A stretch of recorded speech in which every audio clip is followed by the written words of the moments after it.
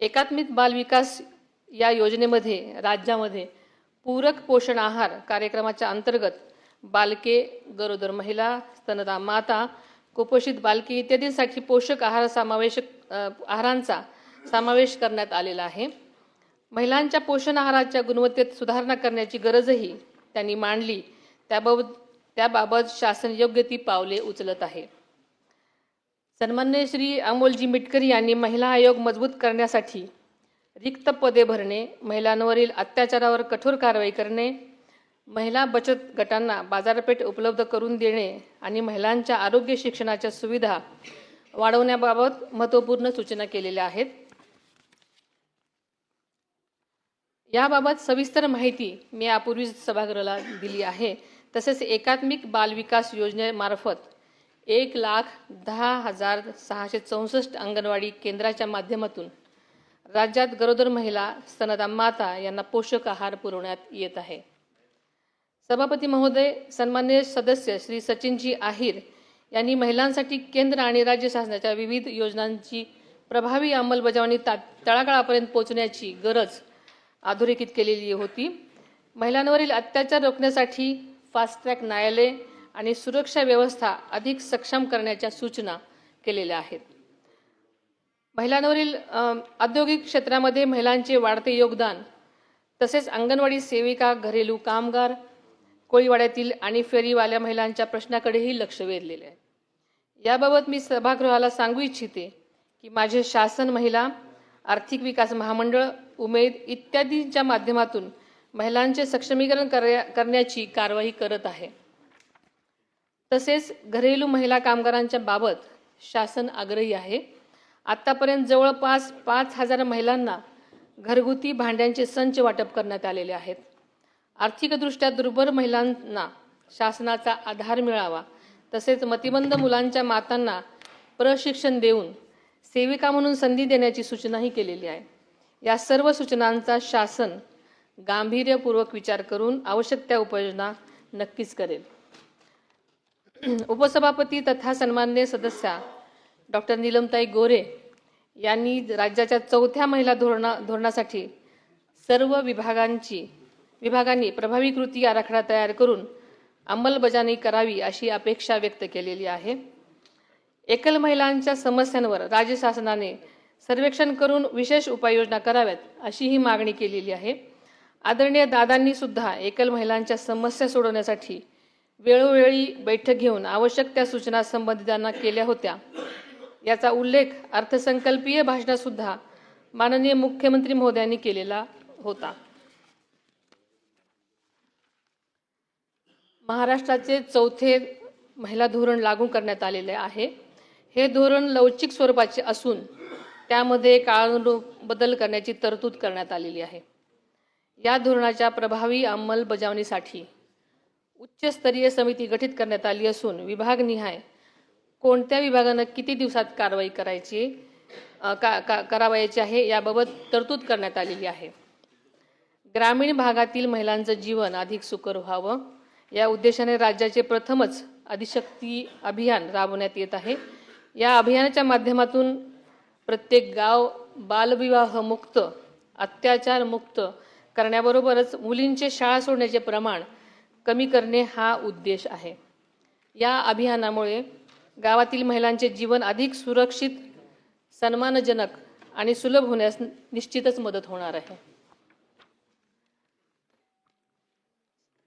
शक्ती फौजदारी कायदा महाराष्ट्र सुधारणा विधेयक 2020 हे विधेयक राज्य शासनाने केंद्र सरकारकडे पाठवले होते।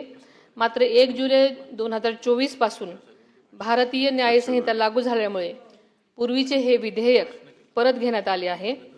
पोलीस महासंचालक यांच्या अध्यक्षतेखालील समितीच्या शिफारसीनुसार भारतीय न्याय संहितेच्या अनुषंगाने आवश्यक राज्य सुधारणा करण्याबाबत प्रस्ताव विधी व न्याय विभागाकडे सादर करण्यात आलेला आहे। त्यावर शासन स्तरावर कारवाई सुरू आहे। महिलांच्या सुरक्षिततेसाठी हा कायदा लवकरच संमत व्हावा यासाठी राज्य शासन आग्रही आहे आणि याबाबत मी स्वतः माननीय मुख्यमंत्र्यांशी चर्चा करून विशेष प्रयत्न करेन। महिलांच्या सक्षमीकरणासाठी राज्य शासनाने महिला शासकीय कर्मचाऱ्यांसाठी महत्त्वाचे निर्णय घेतलेले आहेत. केंद्र शासनाच्या धर्तीवर 180 दिवसाची प्रसूती रजा मंजूर करण्यात आलेली आहे. प्रसूती रजेनंतर गरज भासल्यास कमाल 1 वर्षापर्यंत वैद्यकीय प्रमाणपत्राशिवाय देय अर्धवेतन रजा घेण्यासही परवानगी देण्यात आलेली आहे. मातृत्वाचा सन्मान राखत महिलांना कुटुंब व सेवेत समतोल साधता यावा हा या निर्णयामागचा मुख्य उद्देश आहे. सभापती महोदय, सभागृहातील सन्मान्य सदस्यांनी केलेल्या सर्व सूचनांचा शासन सकारात्मक विचार करून महिलांच्या सक्षमीकरणासाठी आवश्यक त्या उपाययोजना करेल. आरोग्य, कायदा, बचत गट, सहकारी संस्था, असंघटित महिला कामगार, महिला ऊसतोड कामगार तसेच अत्याचारग्रस्त महिलांसाठी विविध कार्यक्रम राबवण्याची गरज शासनाने ओळखलेली आहे. त्यासाठी आवश्यक आर्थिक तरतुदही करण्यात आलेली आहे. महिला बचत गट आणि सहकारी संस्थांचे बळकटीकरण, कौशल्य आणि उद्योजकता विकास, महिला शेतकरी आणि शेतमजूर महिलांसाठी विशेष उपाययोजना, किशोरवयीन मुलींचे आरोग्य व पोषण, डिजिटल साक्षरता, स्थानिक स्वराज्य संस्थांमधील महिला प्रतिनिधीचे क्षमतावर्धन तसेच महिलांच्या सुरक्षिततेसाठी प्रभावी कायदे आणि त्याची काटेकोर अंमलबजावणी यावर शासनाचा विशेष भर आहे. कौटुंबिक हिंसाचारग्रस्त महिलांचे पुनर्वसन, आशा आणि अंगणवाडी सेविका, आत्महत्याग्रस्त कुटुंबातील महिला आणि विविध क्षेत्रातील महिला कामगारांचे सक्षमीकरण करत महिलांच्या सर्वसमावेशक विकासासाठी महाराष्ट्र शासन कटिबद्ध आहे.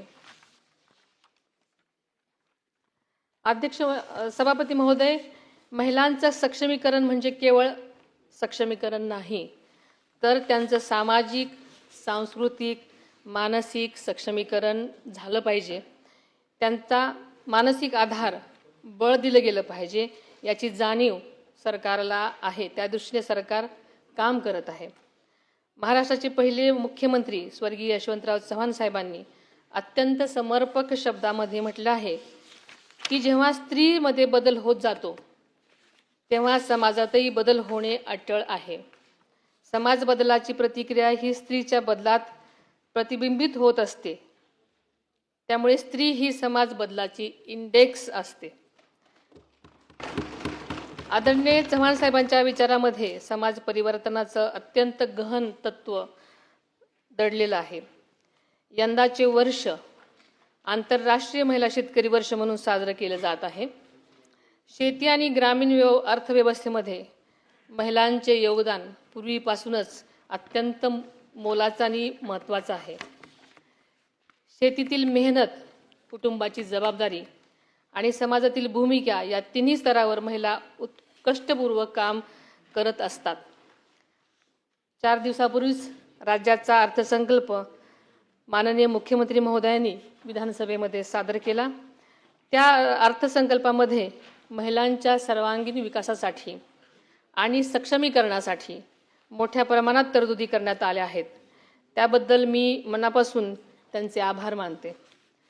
राज्याचे दिवंगत उपमुख्यमंत्री आदरणीय अजितदादा पवार यांनी सुद्धा महिलांच्या उन्नतीसाठी सातत्यानं काम केलं होतं. संकल्प सादर करण्यासाठी त्यांची जोरदार तयारी सुरू होती.